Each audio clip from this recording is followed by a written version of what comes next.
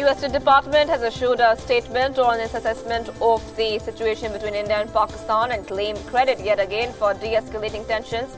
The U.S. State Department spokesperson Robert Palladino has said that the United States continues to urge both India and Pakistan to take steps to de-escalate the existing situation that arose after February 14 Pulwama terror attack. He said that the U.S. reiterates its call for Pakistan to abide by its UNSC commitments to deny terrorists sanctuary and to block their access to funds.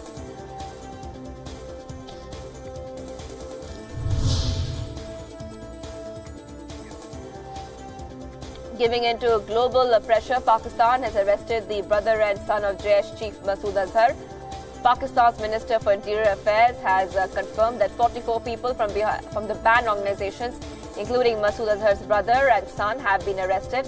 But while the minister called it an arrest, a statement released by the government has called it preventive detention.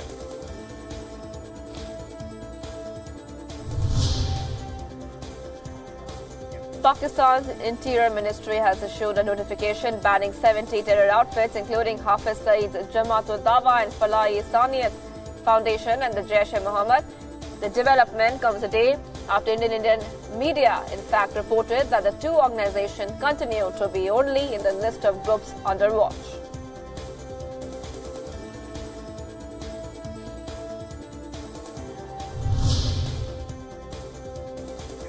India has rejected Pakistani claim that its submarine entered Pakistani waters. The Indian government sources say a picture released by the Pakistani Navy is that of an Indian submarine from November 18, 2016, which means that Pakistan is showing a 2-year-old picture to peddle its propaganda. The Pakistani plan, says sources, is to keep up the fear psychosis and divert attention from the focus on terror.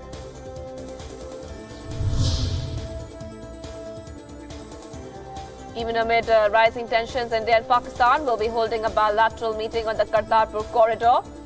Islamabad has now confirmed that a Pakistani delegation will be visiting New Delhi on March 14. The Pakistani delegation visit will be followed by the return visit of an Indian delegation to Islamabad on 28 March. This will be done as part of the discussion on the draft agreement on Kartarpur corridor.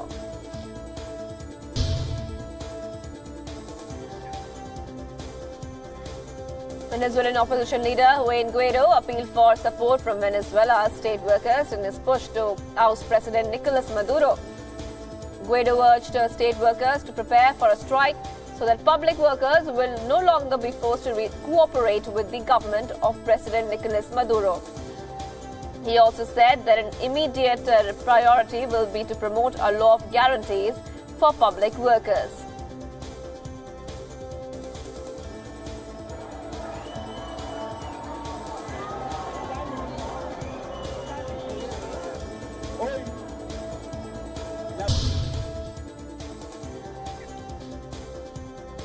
Washington's top envoy for Venezuela, Elliot Abrams, has said that it was hard to see a role for Venezuelan President Nicolas Maduro in the building of a democratic Venezuela.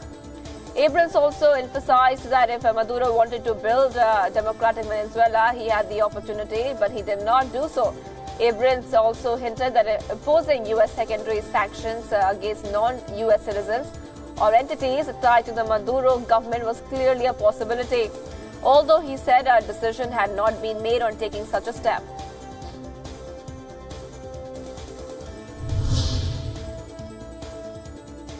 U.S. President Donald Trump has said that the congressional Democrats seeking to investigate his campaign and White House are playing political games. Speaking at the White House, Trump responded to a sweeping new probe from the House Judiciary Committee by calling it presidential harassment and a witch hunt. Trump argued that Democrats were more focused on investigations than getting legislation passed. Judiciary Committee is investigating possible obstruction of justice, corruption and an abuse of power. The U.S. has warned Turkey of grave consequences if it buys Russian S-400 missile defense system. Donald Trump's military chiefs vowed to hit back unless Ankara cancels the purchase of the system. Turkey's plans to purchase the S-400 have sparked fears that the NATO alliance with Washington insisting the Russian-made arms should not be deployed along the US-made weapons.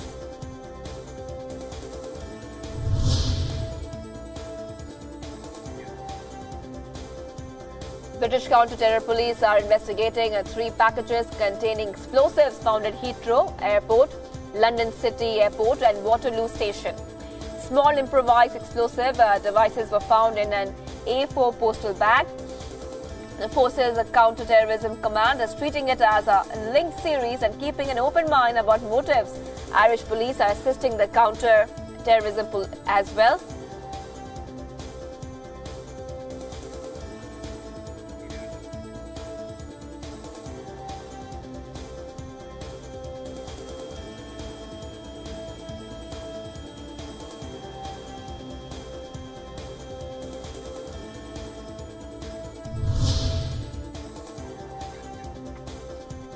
Talks between British Prime Minister Theresa May's top government lawyer and European Union negotiators to win concessions from the bloc on Brexit ended with no agreement in Brussels. No consensus could be built during a series of talks between British Prime Minister Theresa May's top government lawyer and European Union negotiators. In just 24 days, Britain will be leaving the European Union, but Parliament's re-election of May's deal in January has put in doubt whether the shift will take place at all.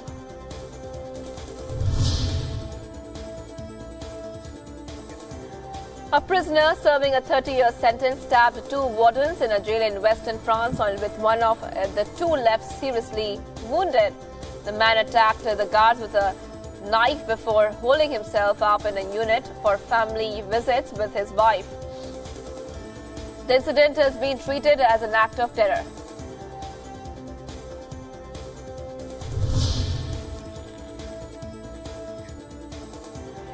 Thousands of students took to the streets in the Algerian capital in a protest against President Abdelaziz Bouteflika's re-election bid.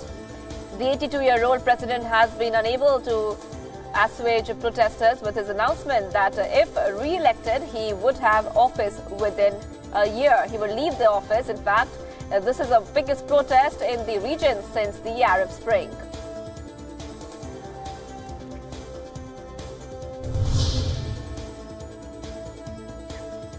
Thousands of people demand the departure of Prime Minister Edi Rama by demonstrating in the streets of Tirana and throwing smoke flares and firecrackers on the security forces deployed around the parliament.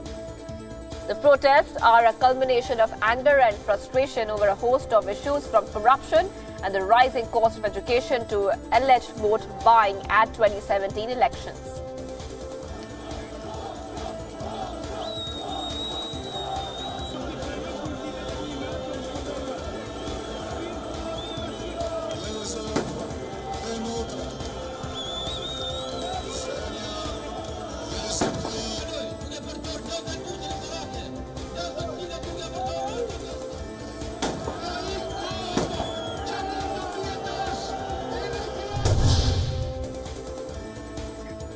Aerial footage shows the trail of destruction wreaked by the tornado that struck the U.S. state of Alabama. Over 23 people have been killed as it ripped through southeast U.S. Rescue work is now underway. According to officials, up to 8 people still remain missing. The tornado struck eastern Alabama on Sunday, leveling homes and carving a path of at least half-mile wide in some parts of the state.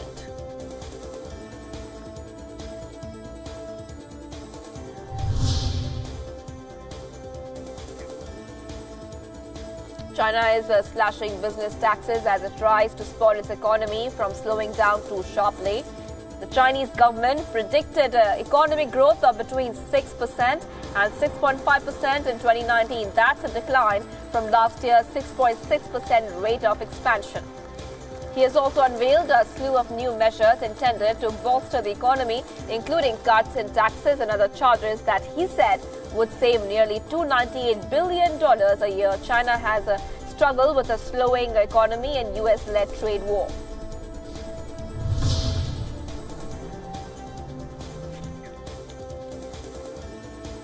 Senegalese President Macky Sall was officially declared winner of the Feb 24th vote after the Constitutional Council confirmed his re-election with 58% of votes.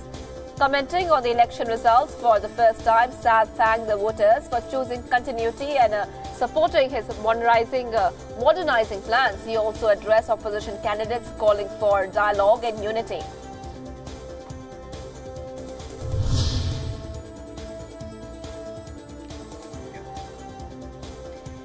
Jeff Bezos remains the world's richest person ahead of Bill Gates and Warren Buffett. But while things are largely stable up top in that ranking, Facebook founder Mark Zuckerberg dropped 3 spots to 8th place, and former New York Mayor Michael Bloomberg rose by 9th place. Richest Indian Mukesh Ambani also jumped 6 positions to rank 13 on Forbes' World's Billionaires list. Queen hosted a reception on Tuesday to mark the 50th anniversary of the investiture of Prince Charles as Prince of Wales. Charles' sons, William and Harry, and their wives, Kate and Meghan, attended the party. Prince Charles was invested Prince of Wales in a ceremony in 1969.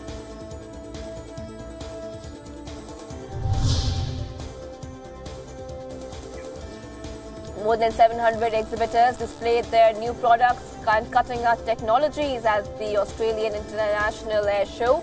US airplane manufacturer Boeing, Europe's aircraft manufacturer Airbus, and US security and aerospace company Lockheed Martin were among the exhibitors. A total of 346 aircraft was exhibited at the air show, which started on February 26th.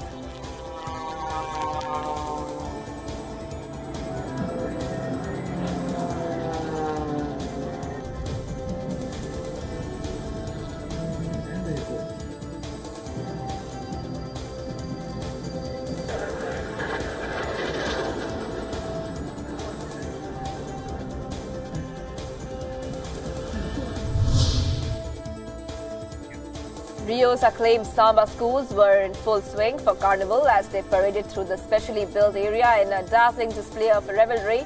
After singing the national anthem, members of 7 samba schools danced, played music and sang songs. This year also drew attention to the country's problems, expressing concerns and demanding solutions. Rio de Janeiro's Carnival officially began on March 1st and will last until March 6th.